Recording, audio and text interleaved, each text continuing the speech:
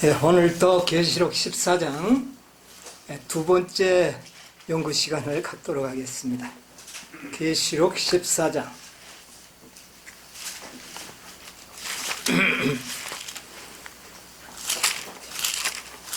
이 가장 오늘 성경의 가장 핵심 중에 또 핵심이 될 수도 있겠습니다. 6절로부터 있는 말씀입니다. 또 보니 다른 천사가 공중에 날아가는데 땅에 거하는 자들 곧 여러 나라와 족속과 방언과 백성에게 전할 영원한 복음을 가졌더라. 그가 큰 음성으로 가로되 하나님을 두려워하며 그에게 영광을 돌리라. 이는 그의 심판하실 시간이 이르렀음이니 하늘과 땅과 바다와 물들의 근원을 만드신 이를 경배하라 하더라. 7절까지 낭독했습니다. 오늘은 세 천사의 기별 중에 아주 중요한 첫째 천사의 기별을 오늘 좀 연구하도록 합니다. 여러분, 모든 것이 다 중요하지만 첫째가 어떻습니까? 첫째가 중요하죠? 예. 우리가 이 셋째 천사의 기별, 그 중에 첫째 천사의 기별. 그런데 어른 잡아 중요하다고만 생각해서는 안 됩니다. 왜 중요한지 분명한 이유를 알 필요가 있습니다. 우리 지난 안식일에 악의 삼중 세력, 선악의 대전투에서 악의 삼중 세력, 어떤 세력이죠? 용의 입과 짐승, 거짓 선지자.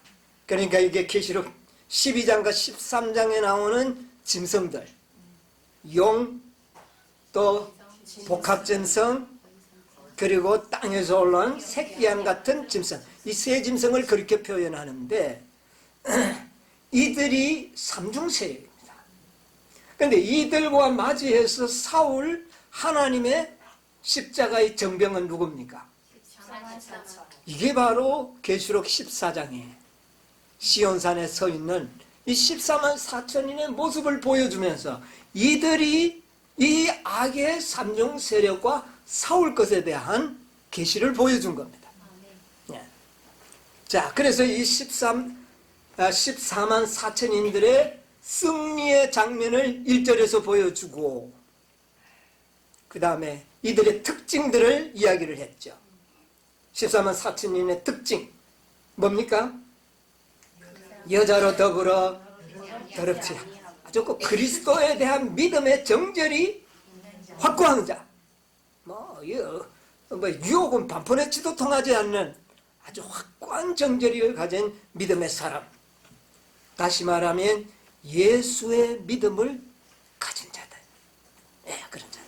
그 다음에 어린 양이 어떻게 해요? 어디로 인도하든지 따라가는 자. 그 다음에 사랑 가운데 구속함을 받아 익은 처음 열매. 그리고 그 입에는 거짓이 없고 흠과 점이 없더라. 이런 자들이 누구를 이겼습니까? 악의 삼중 세력을 이겼다. 그런데 이렇게 특징, 아주 완전한 변화의 실상들, 경험자들, 어떻게 이렇게 변화될 수 있었는가? 그들은 입에 뭐가 없고 거짓의 모양도 다 버린 사람들. 그 다음에 흠과 점이 없더라. 어떻게 이렇게 될 수 있느냐?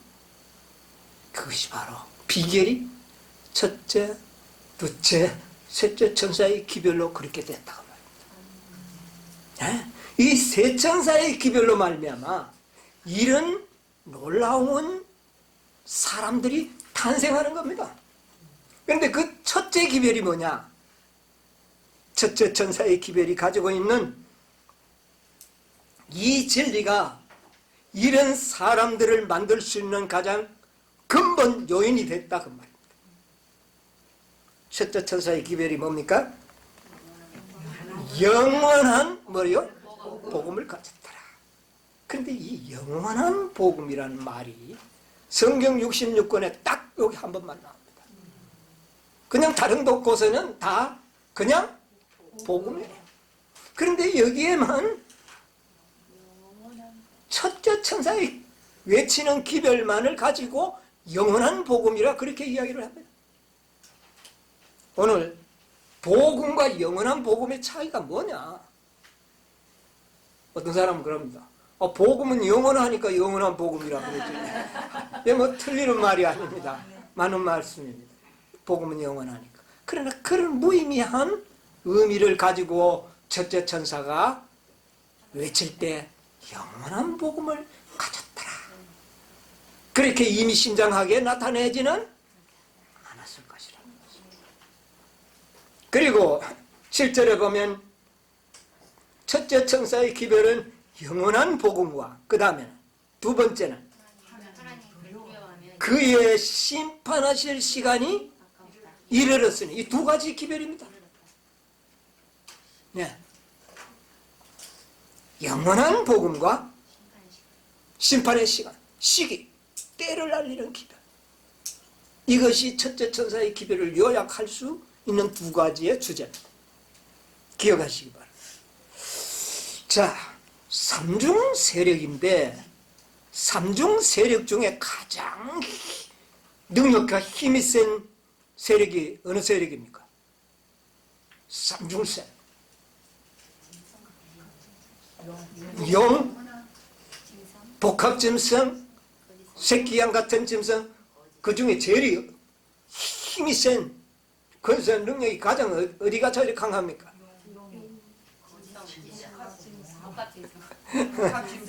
다만 아주 모두가 다 능력이 있지만 근본적으로 따져간다면 복합짐승이나 거짓 선지자는 다 누구에게 받은 권세들이에요? 용으로부터 받은 권세입니다. 그렇지 않습니까? 그러면 용이 가장 이 악의 핵심 주체가 되는 겁니다. 자, 이 용의 세력을 이길 수 있는 기별이 뭘까요? 용의 세력. 예, 용의 세력을 이기기 위해서는 영원한 복음이 필요합니다. 용을 이기기 위해서 첫째 천사의 기별이 주어진 것. 그 다음에 복합짐승을 이기기 위하여 둘째 천사의 기별이 주어졌어요. 그 다음에 거짓 선지자, 새끼양 같고 용처럼 말하는 이 짐승을 이기도록 하여 주기 위하여 셋째 천사의 기별이 주어진 거예요. 그래서 삼중 기력 세력과 악의 삼중 세력과 삼중 기별인 대비를 이루고 있다고 봅니다. 자, 그런데 왜 이 삼중 악의 세력과 삼중 기별이 대비를 이루느냐?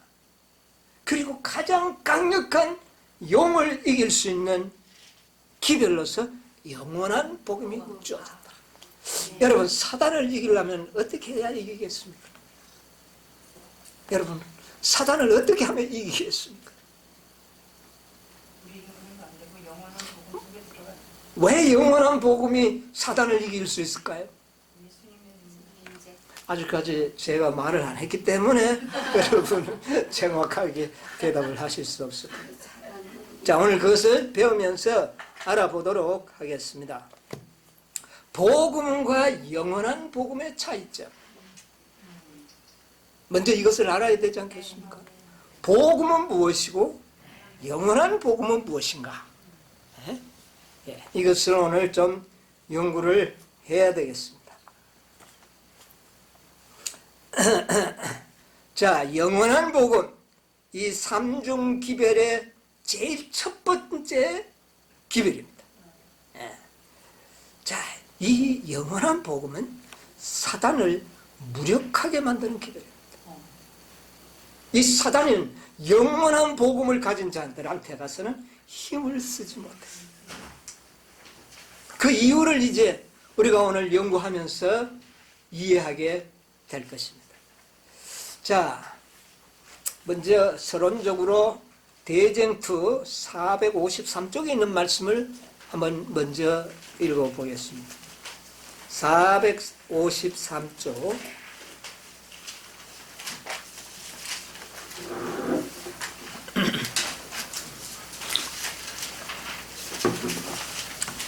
영원한 복음과 관련하여 요한계시록 14장에 제시된 이 진리들은 재림시대의 그리스도 교회의 특징이 될 것이다. 왜냐하면 삼중 기별이 전파된 결과로 성도들의 인내가 여기 있나니 저희는 하나님의 계명과 예수 믿음을 지키는 자니라 라고 선포되어 있기 때문이다. 그리고 그것은 재림 전에 세상에 전파되어야 할 마지막 기별이다. 그 기별이 전파된 후에 인자가 이 세상의 추수를 위해 영광 중에 오실 것이 선지자에게 보여졌다. 여러분 이거 잘 기억하시기 바랍니다. 영원한 복음과 관련하여 계시록 14장에 제시된 이 진리들은 재림시대의 그리스도 교회에 뭐가 되어야 된다? 마지막 교회에 뭐가 되어야 된다? 특징이 되어야 된다. 뭐가? 영원한 복음과 관련된 진리다. 그러니까 핵심은 영원한 복음입니다. 이것은 뭐냐? 왜냐하면 삼중 기별이 전파된 결과로 어떤 사람이 생겨납니까? 성도들의 인내가 여기 있나니 저희는 하나님의 계명과 예수 믿음을 지키는 자가 탄생된다는 겁니다.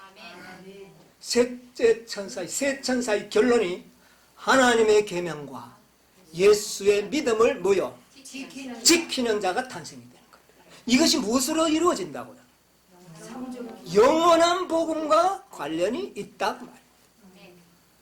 영원한 복음. 그리고 잘 들으세요. 재림 전 세상에 전파되어야 할 뭐다?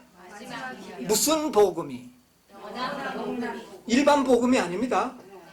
영원한 복음이 이 세상에 재림 전에 반드시 세상에 전파되어야 한다. 이 기별이 전파된 후에라야 누가 오신다? 무슨 복음이 전해져야?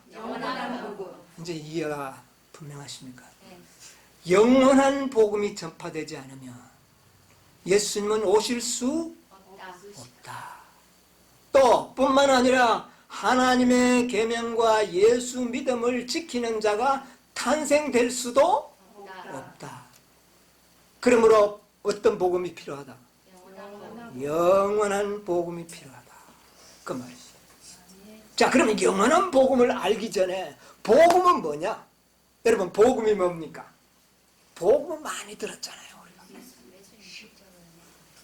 자, 그것을 잘 풀어준 성경 구절이 사도 바울이 말씀하셨는데 그것이 로마서 3장 20절로 24절을 한번 읽어보시기 바랍니다. 그러므로 율법의 행위로 그의 앞에 의롭다 하심을 얻을 육체가 없나니 율법으로는 죄를 깨달음이니라. 이제는 율법 외에 하나님의 한 의가 나타났으니 율법과 선지자들에게 증거를 받은 것이라. 곧 예수 그리스도를 믿음으로 말미암아 모든 믿는 자에게 미치는 하나님의 의인이 차별이 없느니라. 모든 사람이 죄를 범하였음에 하나님의 영광에 이르지 못하더니 그리스도 예수 안에 있는 구속으로 말미암아 하나님의 은혜로 값 없이 의롭다 하심을 얻은 자 되었느니라. 자, 이것은 사도 바울이 복음을 잘 풀어서 설명한 말씀입니다. 이것을 좀 더 요약하면 예수 그리스도를 믿음으로 말미암아 값 없이 의롭다 함을 받느니라 하는 것이 복음입니다. 확실합니까? 예, 이게 복음이에요. 예, 이 값 없는 복음. 그런데 이 영원한 복음을 알기 위해서는 원초적인 복음을 조금 참조를 해야 됩니다. 그래서 구약 성경이 필요한 거예요. 자, 원초적인 복음은 성소에 나타나 있습니다. 그렇죠? 자, 성소에 보면은 누구든지 저를 믿으면 예수 그리스도를 믿으면 값없이 다 구원을 받는다는 진리를 가르치는 장소와 기구가 있습니다. 뭡니까? 뜰이요? 번제단입니다. 그렇죠? 이 번제단은 예수 그리스도가 우리를 위하여 죽으심으로 말미암아 누구든지 저를 믿으면 값없이 모든 사람이 어떻게 해요? 다 구원을 얻는다는 진리가 뜰과 번제단에 있는 겁니다. 이걸 갖다가 복음이라고 합니다. 이것은 구원의 근원이 됩니다. 14만 4천이든 또 허다한 물이든 구원은 다 이 번제단의 복음을 통하여 받게 되는 겁니다. 여러분 동의하십니까? 예, 이거는 확고부당한 진리입니다. 뭐 14만 4천인이라고 다른 어떤 복음으로 구원받는 게 아니에요. 이 진리에 의하여 구원을 받는 겁니다. 이 진리는 우리 스스로가 이루기에는 뭐 상상도 할 수 없는 겁니다. 왜냐하면 이 번제단에서 요구하는 희생은 신성의 하나님의 아들의 생명만이 우리의 죄값을 어떻게 해요?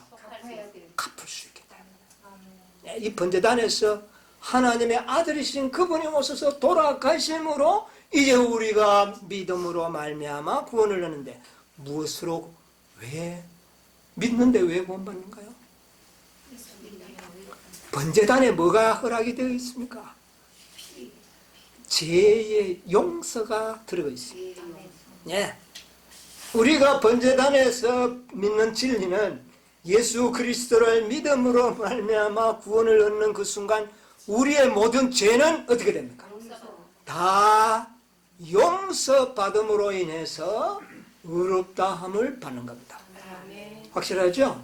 예, 이게 확실합니다. 이것을 잘 설명해주는 연애신이 화이 주석 로마서 3장 18절로 28절의 주석에 보면 나와 있습니다. 한번 읽어보겠습니다.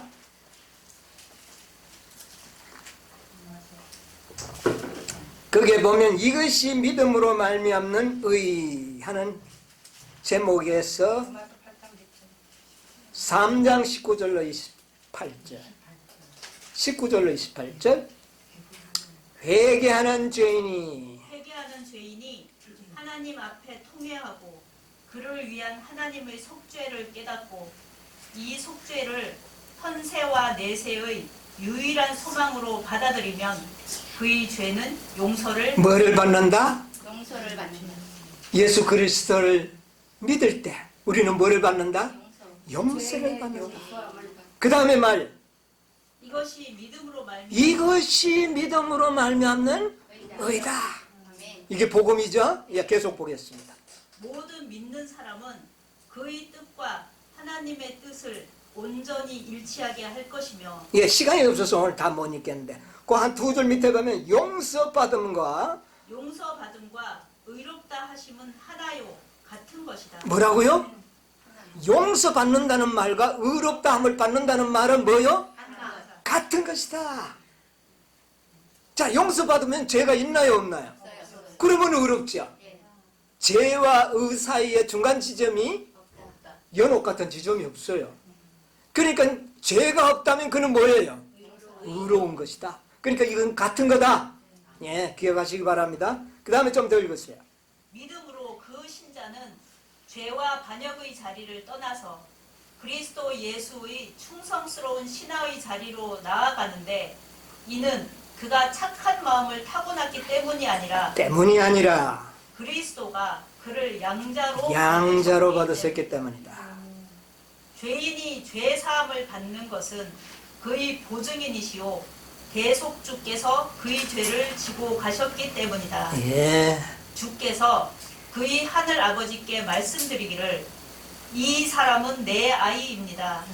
내가 그의 사형 집행을 유예시키고 그에게 나의 생명 곧 영생을 보험 증권으로 주었습니다. 이는 내가 그의 죄를 대신해서 고난을 당했기 때문입니다. 그는 나의 사랑하는 아들입니다. 라고 하신다.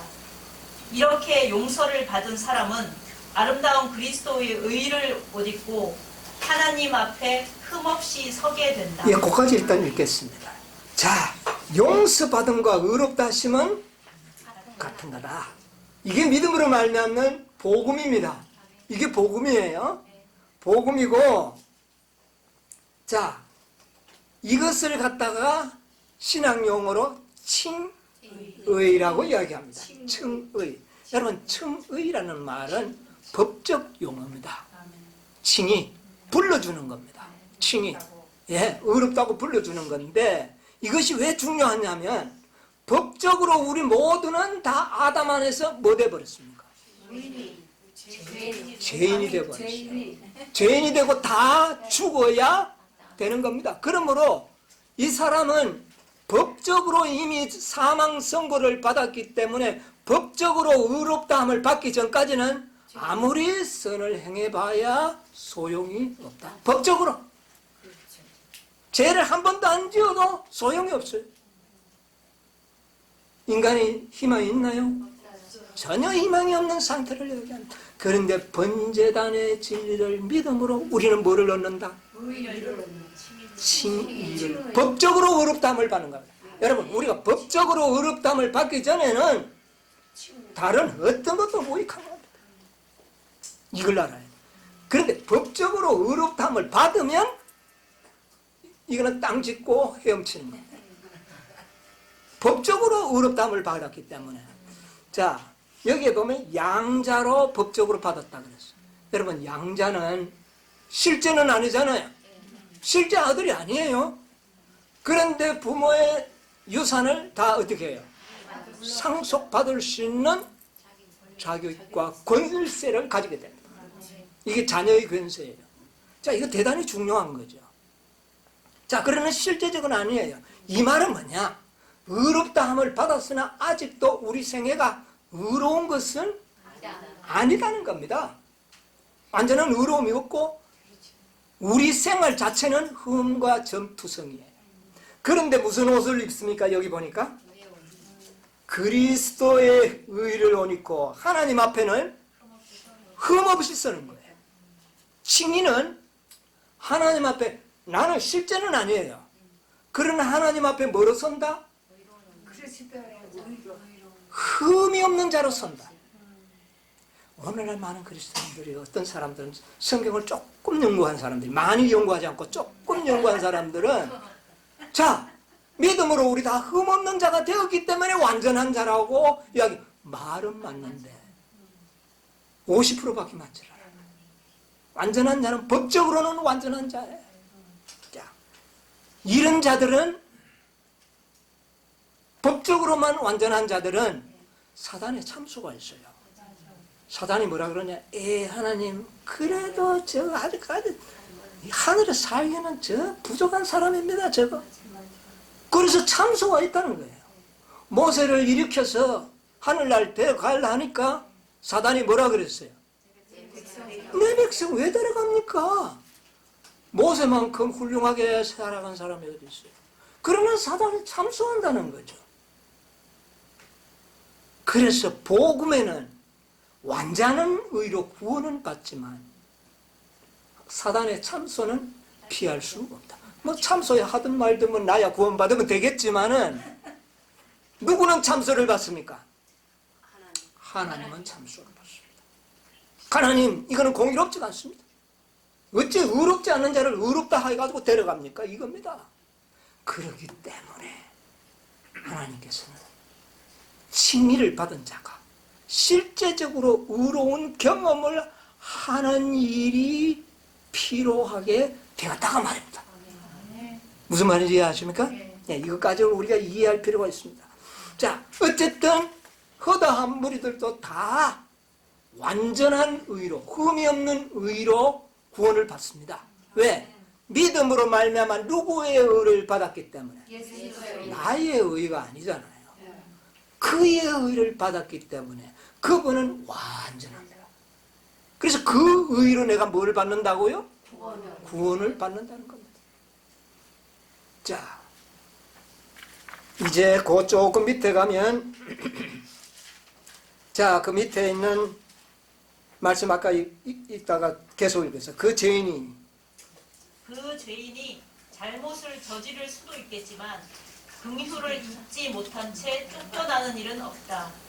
그러나 그의 유일한 소망은 잘 들으세요. 하나님을 향한 회개와 주 예수 그리스도를 믿는 것이다. 계속 뭐 하는 것이다? 회개합니다. 나는 죄를 있다면 즉시 회개하고 계속 누구만 믿는다? 예수만 바라보라는 겁니다. 걱정하지 말고 죄가 있다면 회개하고 그 다음에 예수를 바라보라. 그 다음에 우리의 죄와 허물을 용서하시는 것은 아버지의 특권이다. 우리 하나님 아버지는 죄는 싫어하지만 우리의 실수와 허물을 회개할 때 용서해 주는 것을 기뻐하시는 분이다.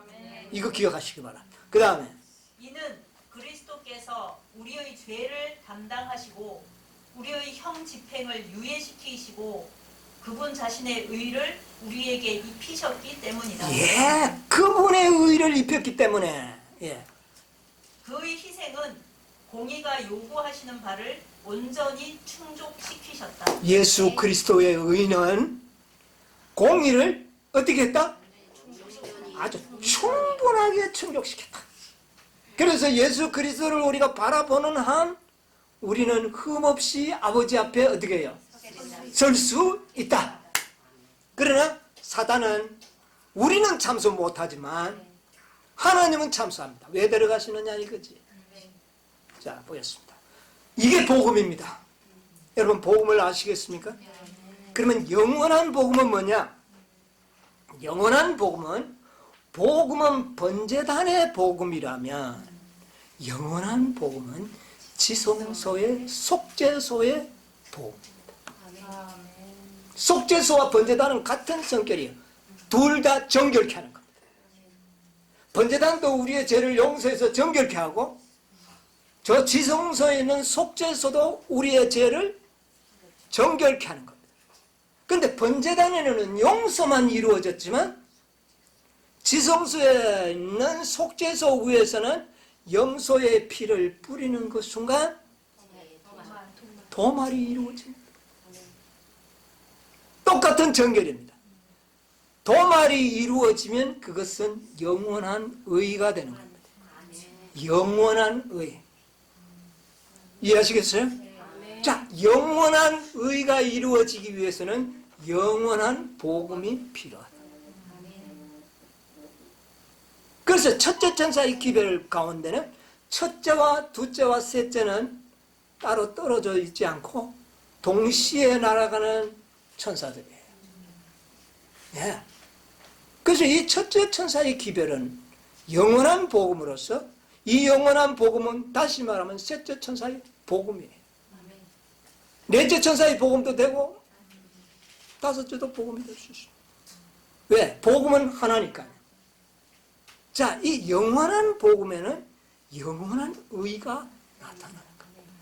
그래서 영원한 복음이란 말은 지성소의 시대가 열리고 새 천사의 기별을 전하는 삼중 기별에만 딱 사용하는 복음의 이름입니다. 이해하시겠어요? 네, 이것을 우리가 이해해야 됩니다.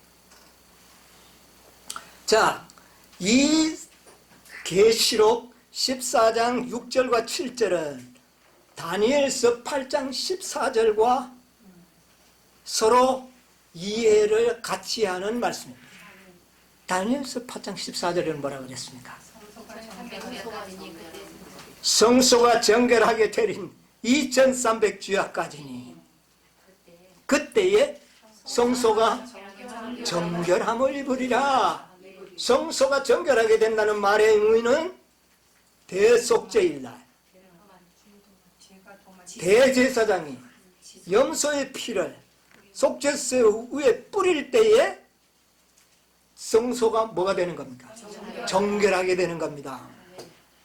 그러므로 계시록 14장의 6절 7절과 다니엘서 8장 14절은 같은 의미예요. 같은 시간을 의미하는 겁니다. 그런데 재밌는 이야기는 정결함을 입으리라는 원어가 뭐냐면은 차다크입니다. 차다크. 뜻이 뭐냐? 의롭다함을 받으리라는 겁니다. 자, 그 다음에 로마서 3장 20절로 24절 의롭다함을 얻게 되었느니라. 의롭다함을 받은 그 말도 다카이오인데 헬라어로 히브리어는 차다크입니다. 동일한 그 문구. 그런데 이 복음에는 번제단에 용서로 였고 그 다음에 이 차다크 정결함을 입는 지성소의 정결함은 도말로서 의롭다함을 완전한 도말. 더 이상 우리는 죄가 생각나지 않는다. 여러분 우리는 지금 생각으로 자꾸 죄가 생각이 나요 안 나요? 아 그래가지고 괴로워가지고 우리 아주 신경을 지었던 때가 많이 있습니다. 근데 그때 가서는 그런 생각이 죄가 뭐 됐기 때문에 도말됐기 때문에 이런 의로움 그게 영원한 의라고 표현하고 있어요. 자 다니엘서 9장 24절 보세요. 다니엘서 9장 24절. 내 백성과 내 거룩한 성을 위하여 70일에로 기한을 정하였나니 허물이 마치며 죄가 끝나며 지약이 영속되며 영원한 의가 여기 뭐가 나타납니까? 영원한 의는 누구한테만 나타나느냐면은 예수님에게만 나타났습니다. 그런데 그것이 대속죄일에 지성소의 백성들에게도 나타난다는 것이 바로 예언이다 그 말이에요. 아멘. 자, 이상과 예언이요. 그래서 영원한 의가 나타나면 이성과 예언이 다 어떻게 해요? 모든 것이 이루어진다. 예, 그 말입니다. 자, 아까 제가 용과 싸우는 기별이 뭐라고요? 첫째 천사의 기별이 영원한 의라 그랬죠. 이들은 영원한 의가 드러나 버렸어요. 제가 도말되었어요. 흠잡을 게 없어요. 사단이 힘을 잃어버린 겁니다. 뭐 죄가 있어야 한번 용을 써보겠는데 용을 써보겠는데 이들에게는 뭐가 없어졌어요? 죄가 도말되었어요. 이제 더 이상 죄를 생각지도 않습니다. 예수님이 가졌던 그 생각으로도 죄를 짓지 않았던 예수님의 품성이 이들에게 어떻게 됐어요? 나타나 버렸어요. 사단이 힘을 쓸 수 있나요? 사단은 무력해진 겁니다. 그래서 첫째 천사의 기별로 사단과 싸워야 됩니다. 만약 우리에게 먼지 같은 죄가 남아있다면 사단은 우리를 이길 겁니다. 그런데 영원한 의는 그게 남아있지를 않는다. 남아있지 않는다는 표현이 그 입에 거짓이요. 흠과 점이 없도록. 사단이 그를 이길 재주가 없어요. 사단이 우리를 이길 수가 없어요. 뭔 말인지 아십니까? 이게 영원한 의라는 거죠.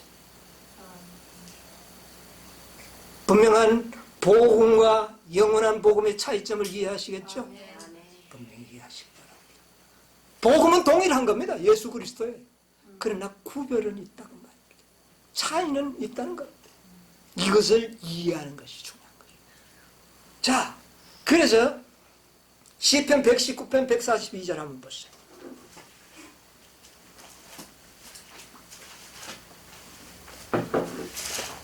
(119편) 142절.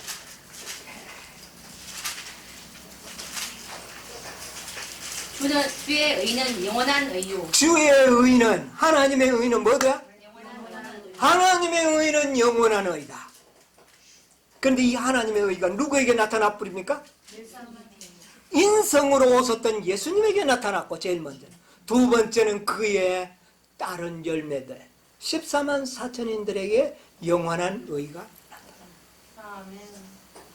이거는 사단이 참수할 수가 없다. 아멘. 자, 그 다음에 145편 17절.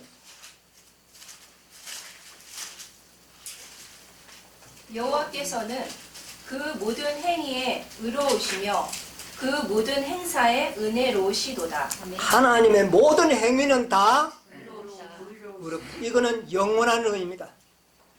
우리 인간들의 선행과는 다른 겁니다. 그래서 영원한 의는 하나님의 행위를 말하는 인간이 신의 성품에 참여해버린 것을 이야기합니다. 우리가 누구의 성품에? 신의 성품에 참여해버린 것. 그러면 사단은 참소할 수가 없는 겁니다. 하나님 율법 못 지킵니다. 이런 말을 할 수가 없다는 거예요. 자, 베드로후서 1장 4절에 뭐라 그랬어?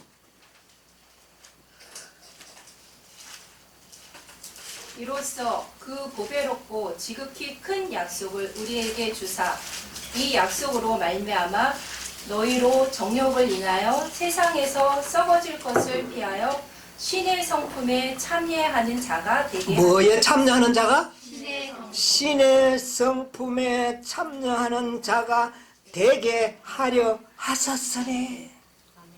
너희들 보고 신의 처음에 참여하라 그러는 겁니까? 누가 그렇게 하겠다는 겁니까? 예수님께서 신의 성품에 참여하는 자가 되게 만드시겠다는 겁니다.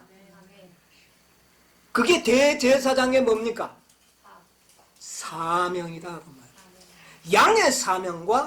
양의 사명은 복음이에요. 용서해 주기 위하여 양은 죽어야 합니다. 그러나 우리를 도말하게 하기 위해서는 인간으로 오신 그리스도의 생애의 모본, 그것이 필요합니다. 그래서 그것을 통하여 우리는 영원한 의를 얻게 되는 겁니다. 여러분, 칭의는 믿음으로 말미암아 선물로 어떻게 됩니까? 다 받아서 구원에 이릅니다. 도말은요? 도말도 믿음으로 말미암아 선물로 얻게 되는 겁니다.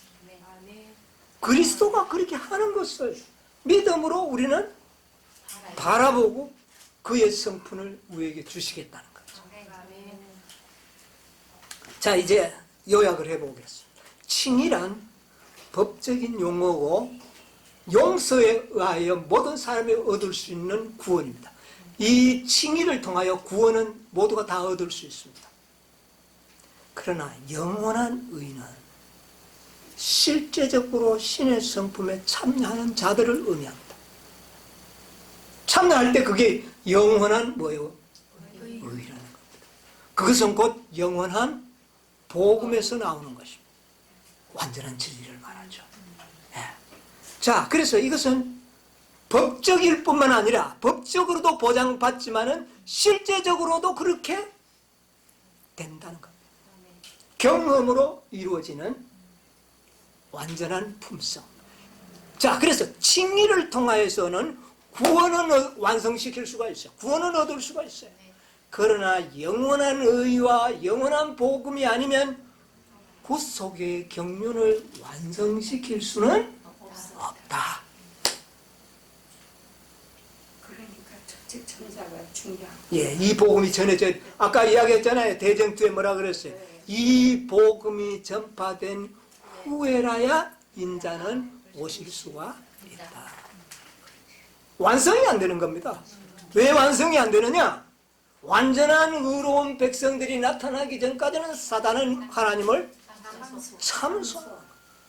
제가 늘 자주 이야기합니다만은 하나님 앞에 참소하는데 네가 뭔데 하고 의인들을 다 데려가 버리는 그런 구원이 아니라는 겁니다. 사단은 유구무원이 돼요.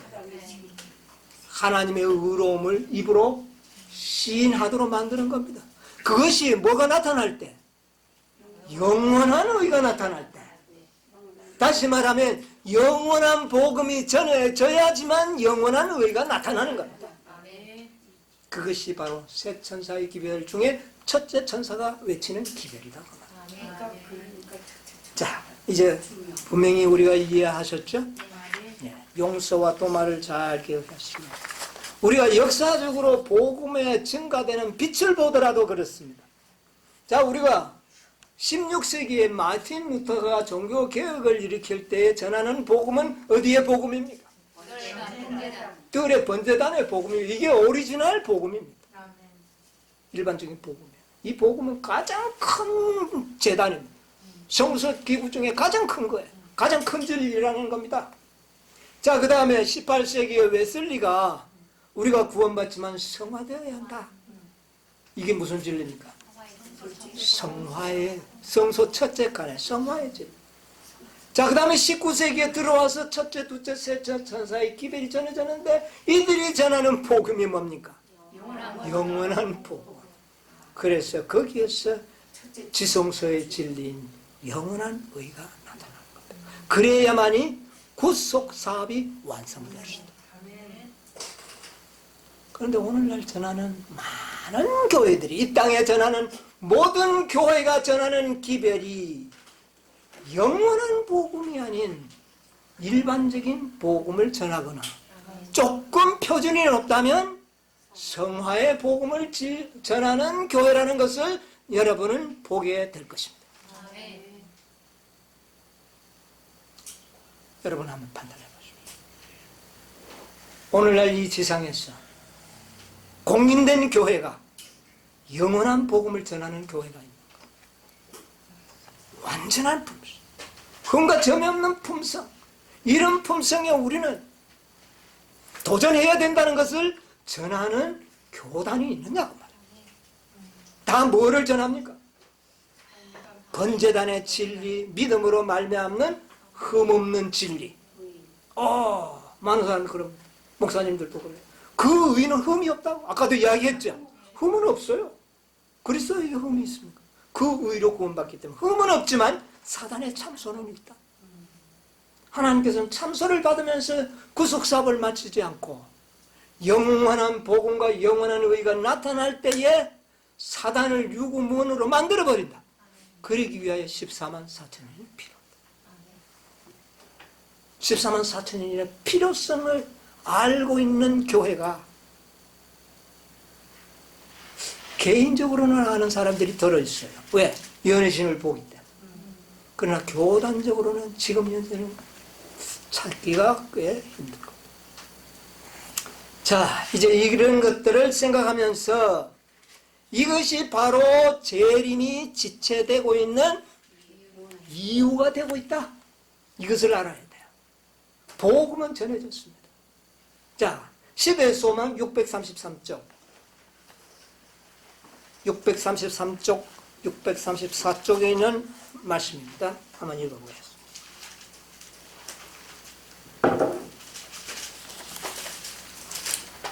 예루살렘이 멸망하기 전에, 하나님의 멸망에 대한 예언 가운데서 아니요. 멸망하기 전에 성령의 감동으로 기록한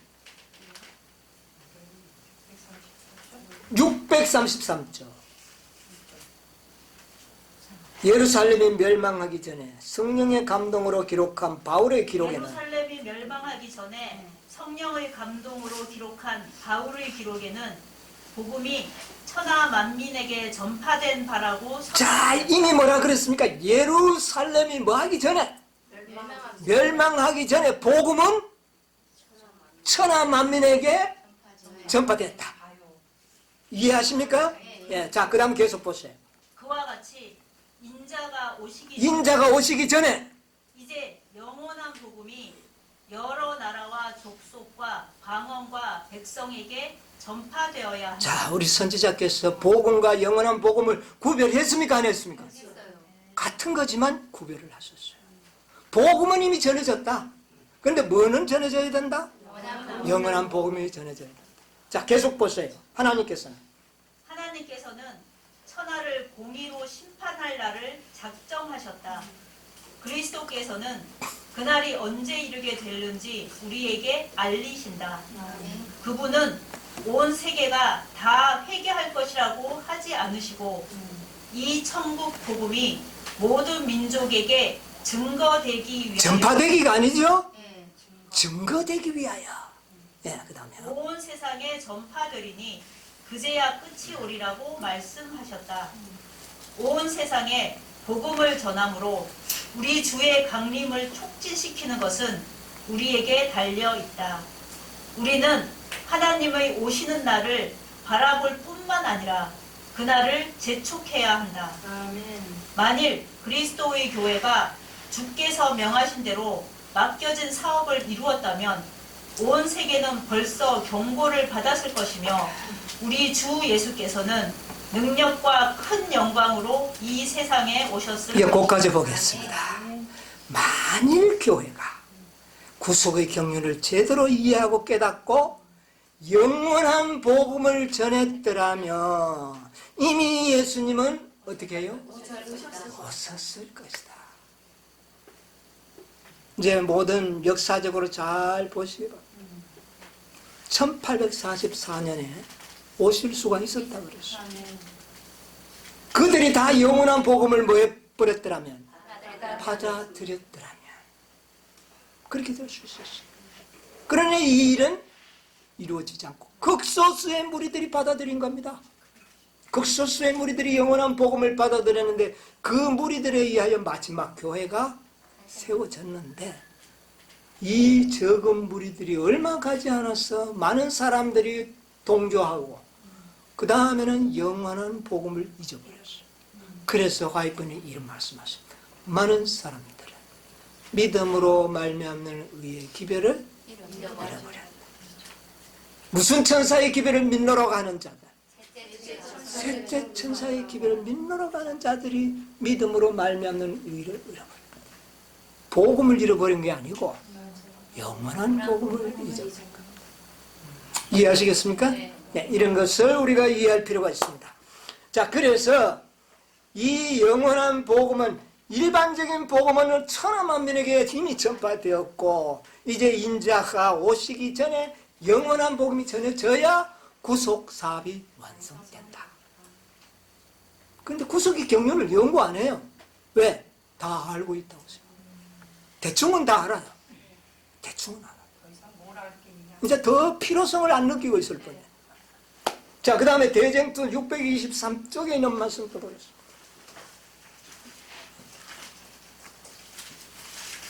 (623쪽) 우리의 대제사장께서 우리를 위하여 속죄하고 계시는 오늘날 우리는 그리스도 안에서 완전하여 뭐 해지기를? 완전히 이거는 영원한 의를 아는 자들입니까? 모르는 자들입니까? 만드는 자들. 모르는 자들은 그냥 뭐 믿음으로 완전한 의에 얻고 구원받을 겁니다. 그런데 여기에 노력하는 자들은 어떤 자들이라고요? 아는 자들. 아는 자들이라는 겁니다. 자, 계속 보시죠. 우리 구주께서는 비록 생각으로라도 유혹의 힘에 굴복당하지 않으셨다. 사단은 사람의 마음 가운데 그가 발을 붙일 어떤 곳이 있는지 자, 예수님에게는 생각으로도 범죄하지 않았기 때문에 사단이 그에게 발붙일 곳이 없었던 거예요. 이게 영원한 의예요. 예수님에게 나타나는 의인데 14만 4천인에게도 이런 의가 드러나야 사단이 더 이상 발을 붙일 수가 없다는 거예요. 그래서 이 복음이 어떻게 해요? 전해져야 된다.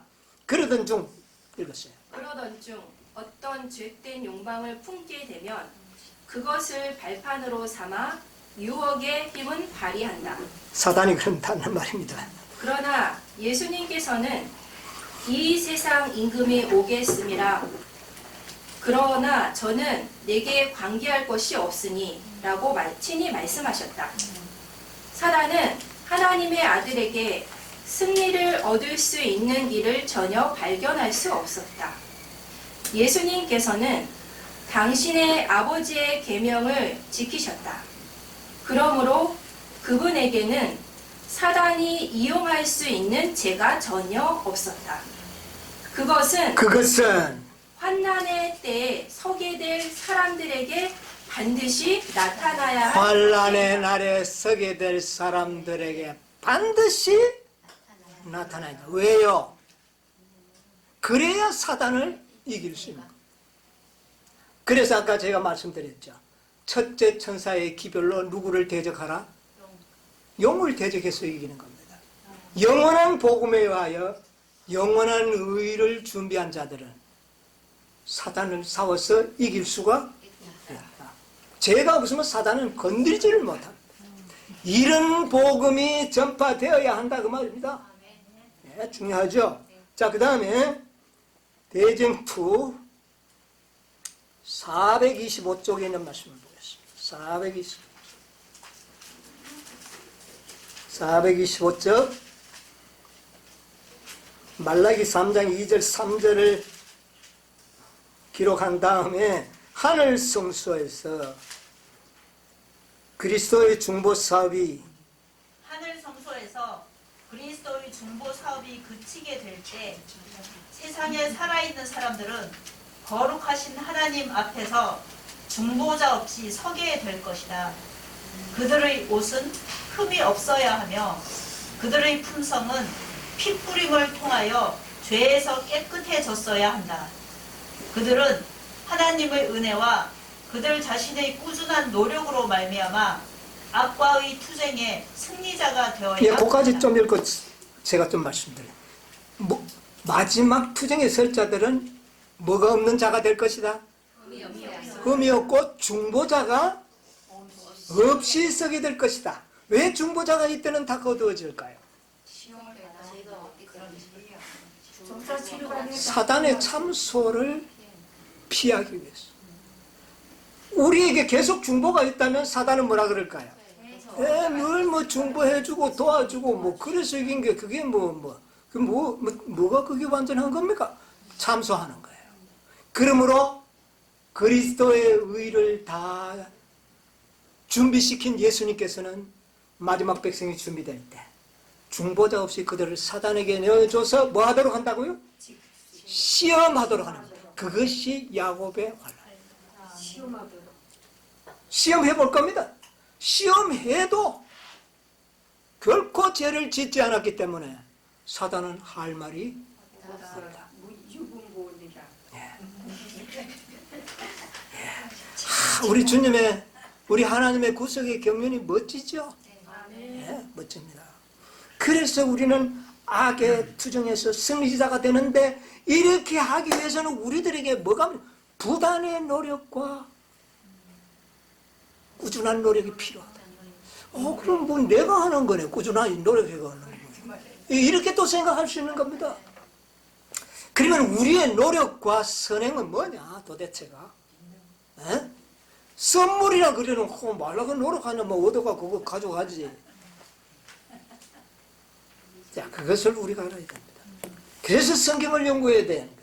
빌립보서 1장 27절 보세요.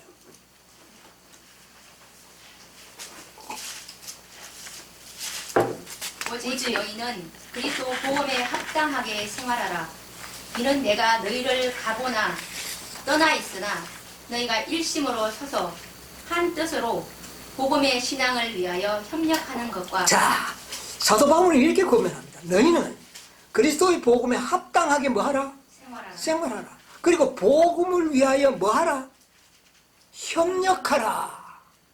여러분, 우리는 복음을 믿음과 동시에 협력을 해야 됩니다. 만약에 우리가 복음을 믿는다고 하면서 협력을 안 하면 어떻게 될까요? 이거는 안 되죠. 협력을 해야 돼요. 의를 받은 자는 의롭게 살려는 노력을 해야 되는 겁니다. 이제부터는. 왜? 왜 노력해야만 의롭게 살 수 있는가? 사단이 계속 태클을 걸거든. 사단이 늘 장애물을 갖다 놓거든. 높은 뭐 이런 가만히도 갖다 쌓아놓고 그러면 그거에 올라가야 됩니까? 그 뛰어넘고 또 앞으로 전진해요. 그럼 노력이 필요하죠. 협력이 필요하다. 왜 협력이 필요하냐? 여러분이 소와 개처럼 창조되지 않고 자유의 의지를 가진 인간으로 창조되었다면 우리는 협력해야 됩니다. 뭔 말인지 아시죠? 강제로 우리를 의롭게 만들지 않습니다. 항상 우리의 동의가 필요합니다. 우리는 자유의 의지를 가졌기 때문에 우리의 동의를 얻어서 예수님은 일을 하십니다. 아시겠어요? 우리가 동의하지 않는 일을 할 수 없어요. 자유의 의지를 가지고 있기 때문에. 만약에 억지로 하면 사단이 뭐라고 그럴 거예요? 왜 예수님 왜 억지로 합니까? 저 사람은 안식을 안 지키려고 하는데 왜 억지로 끌고 갑니까? 이러면 안 되잖아요. 뭔 말인지 이해하십니까? 예수님은 우리에게 호소하십니다. 안식일을 지켜야 거룩하게 될 수 있다. 그래서 우리는 안식일 지키려고 하는데 밥 먹기도 힘들고 직장도 떨어질까 봐 겁도 나고 이래서 우리가 안 지키면 협력을 하는 겁니까? 안 하는 겁니까? 협력을 안 하는데. 그래서 협력하라는 겁니다. 누구를 믿고? 그럼 내가 뭐 먹고 삽니까? 걱정하지 말고 나만 믿고 협력해라. 그러면 내가 너를 완전하게 할 수 있다. 그래서 우리가 믿음이 필요하다는 겁니다. 그래서 우리가 협력을 한다면 이루실 것이라는 거예요. 그것은 자유의 의지를 가졌기 때문에 그렇습니다. 개처럼 창조되었으면 물어볼 필요가 없어요. 예수님이 일방적으로 하면 돼요. 구속의 경륜을 연구해야 되는 겁니다. 자유의 의지가 그렇게 중요한 거예요. 그것 때문에 예수님이 죽으셔야 했습니다. 제한 짓대로 만들어 그렇게 창조했으면 무슨 예수님이 죽을 이유가 있습니까?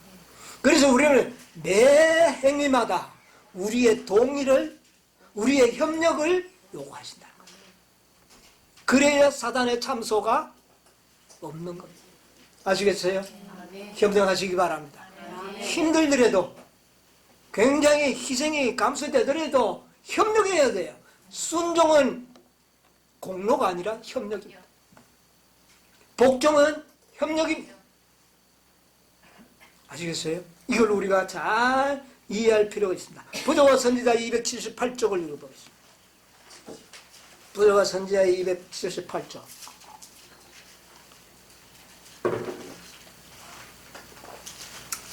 278. 사람은 행함이 아닌 믿음으로 구원을 얻게 되어 있다. 부조와 선지자 278. 그러나 그의 믿음은 아직 못 찾았나요? 그러나 그의 믿음은 사람은 행함이 아닌 믿음으로 구원을 얻게 되어 있다. 그러나 그의 믿음은 행함으로 말미암아 나타나야 한다. 하나님께서 당신의 아들을 주셔서 죄를 위한 화목제물로 죽게 하셨다. 그는 진리의 빛과 생명의 길을 나타내 보이셨고 의식들과 특권을 주셨다. 그러므로 인간은 이러한 구원의 방편들로 더불어 협력하여야 하고, 뭐 하여야 하고? 협력해야. 순종은 협력하는 행위입니다. 하나님께서 준비해 놓으신 도움들을 감사함으로 사용해야 하며 하나님의 모든 요구들을 믿고 순종해야 된다. 이것은 뭐 하는 행위다? 협력하는 행위. 왜? 우리는 자유의 의지로 창조되었기 때문에 우리가 동의하지 않는 일을 하나님은 이루실 수가 없는 거예요. 그 일을 이루기 위해서 우리에게 순종을 요구하는 겁니다. 순종의 의미를 알아야 돼요. 협력이 필요합니다. 자, 사도행적 531쪽에서 32쪽. 예, 시간이 많이 가서 제가 읽어드릴게요. 예, 찾아보시기 바랍니다. 하나님께서는 우리에게 완전한 표준에 도달하라고 초청하시고 우리 앞에 그리스도의 품성에 모본을 두신다. 그리스도는 살아라. 끊임없이 죄악을 저항하는 생애로 온전하여진 인성을 쓰신 구주께서는 예수님도 노력 엄청 많이 했습니다. 구주께서는 신성과의 협력을 통하여 인간이 이 세상에서라도 품성의 완전에 도달할 수 있음을 보여주셨다. 예수님도 노력함으로 협력합니다. 이해하시겠습니까? 예. 그래서 이것은 우리도 완전한 승리를 얻을 수 있다는 우리에게 주신 하나님의 보증이다. 누구와 협력함으로? 예수님과. 그리스도와 협력함으로 우리는 그렇게 됩니다. 협력이 필요합니까? 예수님도 하나님과 협력을 하시는 그렇죠. 그도 순종을 배워서 온전하게 되었은자 우리의 구원의 근원이 되었다 그랬지 않습니까? 모든 성경은 조화를 이룹니다. 네.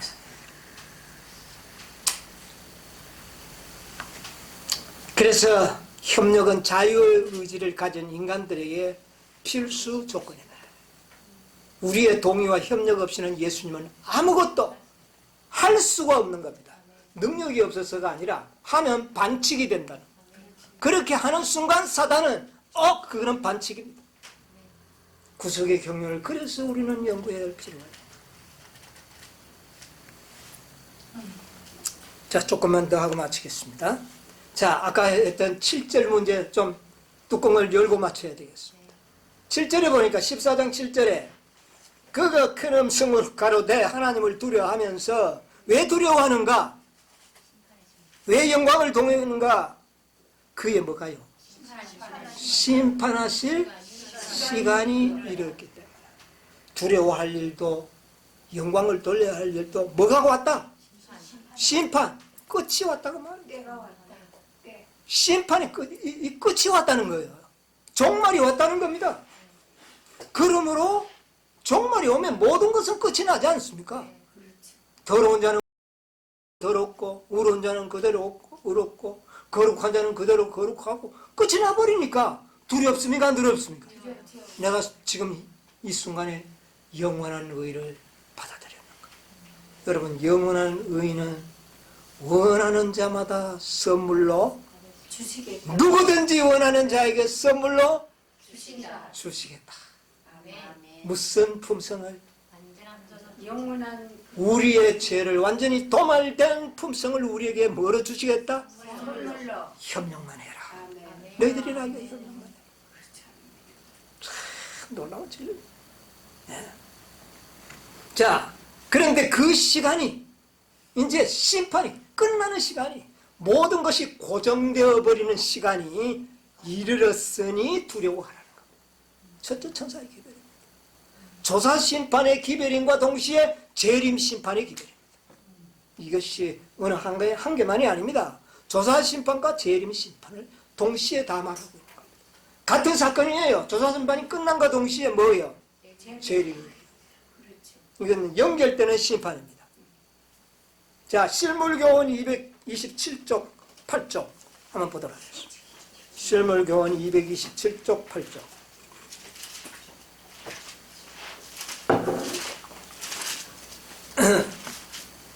이 예언을 보면 이 예언을 보면 심판에 대한 경고와 거기에 관련된 기별을 전한 다음에 이어 인자가 하늘 구름을 타고 강림하신다. 심판이 가까웠다는 선포는 그리스도의 재림이 임박했다는 것을 공포하는 것이다. 그리고 이 선포를 영원한 복음이라. 자, 잘 보세요. 그리스도의 재림이 임박했다는 것을 이 첫째 천사가 외치는데 이 외침은 영원한 복음이다. 뭐도 영원한 복음 속에 들어있다고요? 영원한 복음 속에나 그리스도의 재림의 시기가 포함되어 있다. 일부라는 거예요. 영원한 복음의 일부라는 거예요. 왜? 조사 심판과 재림 심판은 영원한 의가 끝나는 날, 이루어지는 날, 이룬 동일한 사건이에요. 함축되어 있다. 계속 보세요. 부른다. 그러므로 그리스도의 재림에 대해 전도하고 그 재림이 임박했다는 것을 선포하는 일이 복음 기별의 매우 중요한 부분임을 나타내고 시기는 복음 기별의 매우 중요한 부분이다. 분리하지 말라. 아시겠습니까? 이거 잘 기억해야 돼요. 대쟁투 355쪽 355, 56쪽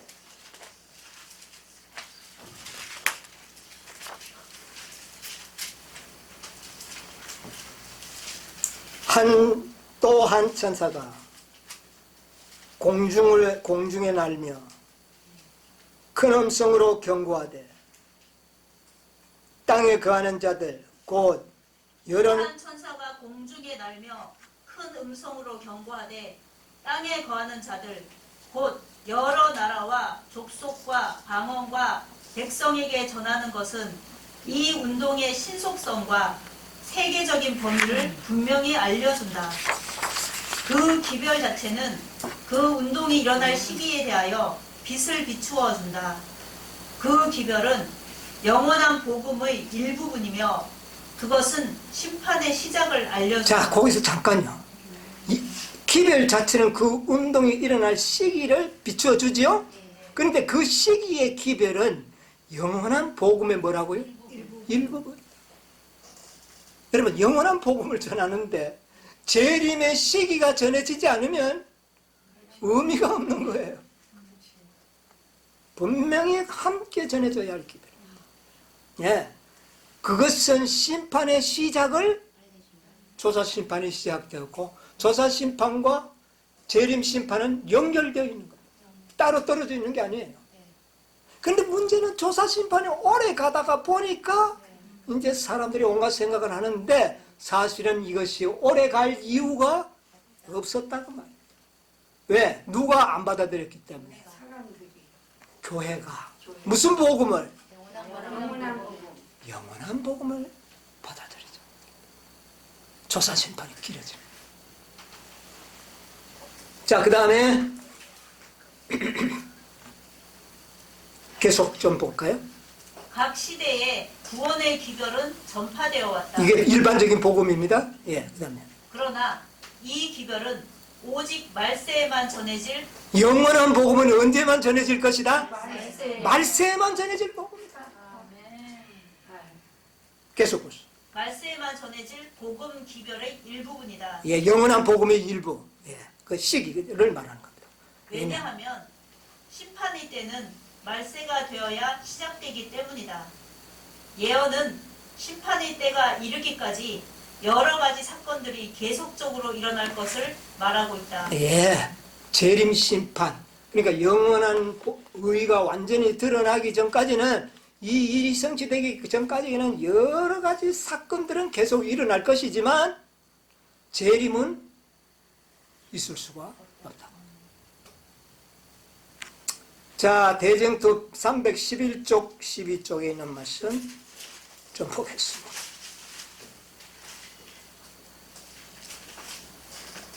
자, 요거 읽고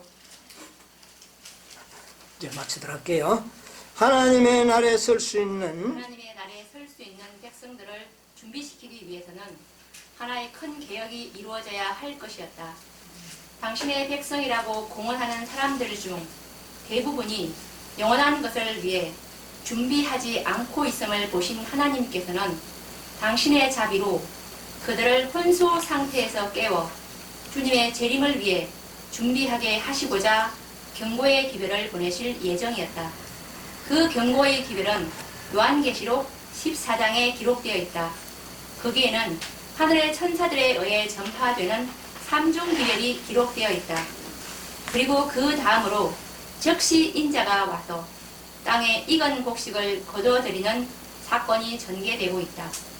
경고의 첫째 기별은 심판이 임박했다는 것을 선포한다. 선지자는 공중을 날아가는 한 천사를 보았다. 그는 땅에 거하는 자들, 곧 여러 나라와 족속과 방언과 백성에게 전할 영원한 복음을 가졌더라. 그가 큰 음성으로 가로되 하나님을 두려워하며 그에게 영광을 돌리라. 이는 그의 심판하실 시간이 이르렀음이니 하늘과 땅과 바다와 물들의 근원을 만드신 이를 경배하라 하더라. 이 기별은 영원한 복음의 한 부분으로 전파되어야 한다. 예, 그까지 읽고 제가 조금 말씀드릴게요. 하나님의 나라에 설 수 있는 한 백성을 준비시키기 위해서 큰 개혁이 필요하다. 그러면서 이야기하는 것이 첫째 천사의 3중 기별 가운데 첫째 천사의 기별 속에 영원한 복음을 가지고 있더라. 예. 그가 음성을 가르되 그에게 영광을 돌리라. 이는 그의 심판하실 시간이, 그러니까 심판하실 시간과 영원한 복음은 결부되어 있다는 겁니다. 하늘과 땅과 물들의 근원을 만드신 이를 경배하라 하더라. 이 기별은, 시기 기별은 영원한 복음의 한 부분으로 전파되어야 한다. 일반 복음을 전하니까 시기가 쏙 빠져버렸습니다. 일반 복음에는 시기가 없어요. 그러나 영원한 복음에는 반드시 시기가 필요하다는 겁니다. 왜? 심판과 영원한 복음은 결부되어 있기 때문에 그렇습니다. 계속 보세요. 전파되어야 한다. 복음의 전파는 천사에게 위임된 것이 아니고 사람에게, 영원한 복음은 사람들이 전해야 할 기별입니다. 그러면 깨닫는 사람이 있어야 전할 거 아닙니까? 그게 문제입니다. 거룩한 천사들은 복음 전파의 사업을 지도할 책임을 맡아 인류의 구원을 위한 큰 운동을 담당하고 있다. 그러나 실제로 복음을 전파하는 일은 지상에 있는 그리스도의 종들을 통하여 이루어진다. 네, 거기까지 보겠습니다. 이 땅에는 당신의 종들을 통하여 무슨 기별을? 영원한 복음, 또 심판의 기별, 시기의 기별을 전하고 있다. 사람을 통하여. 네. 지금 우리가 전하는 기별이 무슨 복음입니까? 영원한 복음. 영원한 복음이요. 시기가 매우 가깝다는 것을 우리가 전하고 있습니다. 이것은 음성이 보이지 않게 음성으로 온 세상에 퍼져 나가고 있습니다. 복 있는 자들은 그 음성을 듣게 될 것입니다. 시기를 알려줬어요. 자, 우리가 대쟁투 312쪽 13쪽에 보면 이런 말씀이 있어요. 12쪽 13쪽에 보면 그리스도의 초림 당시에 거룩한 성 예루살렘의 제사장들과 그리스도의 초림 당시에 거룩한 성 예루살렘의 제사장들과 서기관들은 이미 하나님의 말씀을 위탁받고 있었으므로 시대의 징조를 분별하고 허락하신 분의 오심을 선포할 수 있었을 것이다. 미가의 예언은 그분의 출생지를 알려주었고 다니엘은 그분의 초림의 시기를 분명하게 밝혀주었다. 자, 맞습니다. 보세요. 이미 초림도 어떻게 해요? 다 알려주었어. 알려줬다는 거예요. 어디에 탄생되고 언제쯤 오신다는 시기도 다니엘을 통해 다 알려줬다. 하나님은 이미 그런 예언들을 읽으세요. 하나님께서는 이미 그런 예언들을 유대의 지도자들에게 주셨으므로 그들이 메시아의 오심이 임박했다는 사실을 깨닫지 못하고 그 사실을 백성들에게 전하지 못했다고 해도 그 일을 핑계할 수는 없었다. 그들의 무지는 죄스러운 태만에 결과했다. 이미 그들에게는 다 알려줬나요? 안 알려줬나요? 연구하지 않았어. 그러나 사실은 대충 다 알고 있었어요. 동방박사들이 왔을 때 어디에 태어났고 지금 예수님이 오실 메시아가 오실 때가 되었다는 걸 다 알고 있었어요. 그래서 다 기다리고 있었어요. 동방박사들도 알았는데 유대인들이 모르겠습니까? 그런데 깊이 연구하지는 믿음으로 연구하지 않았어요. 초림의 시기가 정확하게 알려줬습니다. 재림의 시기는 안 알려주시겠습니까? 알려주시죠. 초림의 시기도 중요하지만 초림의 시기도 중요하죠. 그러나 사실은 더 뭐가 중요합니까? 근데 이 시기는 우리에게 안 알려줄까요?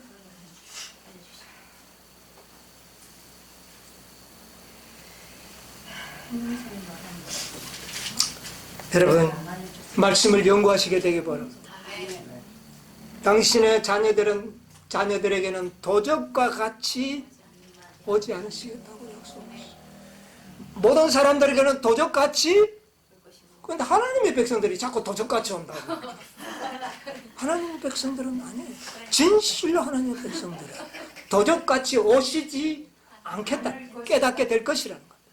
성경을 연구하면 깨닫게 될 것입니다. 이것을 우리는 영원한 복음과 결부시켜서 백성들에게 전해야 되는 거죠. 이것이 전파되면 주님은 오시는 겁니다. 아멘. 오늘날 우리가 전해야 할 복음은 복음과 함께 영원한 복음이 전파돼야 돼. 영원한 복음이 전파되지 아니하고 영원한 의가 드러나기 전에는 그 무리들이 14만 4천인이 되기 전에는 그리스도의 재림은 오시지 않는다는 것이 구속의 경륜이라고 합니다. 이것을 전파해야 할 사람은 여러분과 저요. 또 개인적으로 깨닫고 있는 많은 사람들이 사명이 가지고 있는 것이죠. 여러분, 이 세상은 영원한 복음을 들어야 합니다. 영원한 복음을 그들은 보아야 합니다. 그 일을 위하여 헌신 노력하시는 저와 여러분이 되시기를 간절히 바라면서 말씀을 마치겠습니다.